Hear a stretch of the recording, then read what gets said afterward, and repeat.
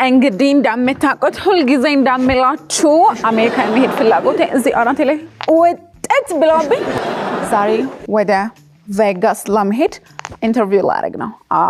እንደምታዩት ደግሞ ከኋላ የሆነ ሽማግሌ ነገር ቁጭ ብሎ በጣም ነው የሚያስፈራው። እሺ አንዴ እያያችሁ እየሰማችሁ ያው ለተከታዮች ነው የምናገረው። ልትሰሪ የምትሄጂውን ስራ ይኸው ፈንጂ ልታመክን ነው።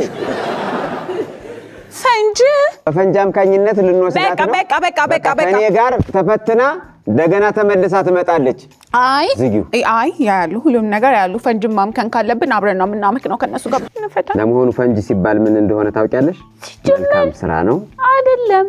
ጆሮን ቁንጥጥ አድርጋ ታሳምነው። ምን በፈንጂ ማምታፈነዳቸው ምን አስጨነቀ? ሀገር የምትበጠብጣው ሰው የምታስጨንቀው ነይ። ሁሉም ሰው ከሚጨናነቅ ብዬ ነው ጊፍተሮቹ እንዳይደብራቸው ብዬ ነው። አብዛኛዎቹ ሀገር ውስጥ አይደለም ያሉ። ግራ ገብቶኝ ነው። አሁን አንተ ትችላለህ?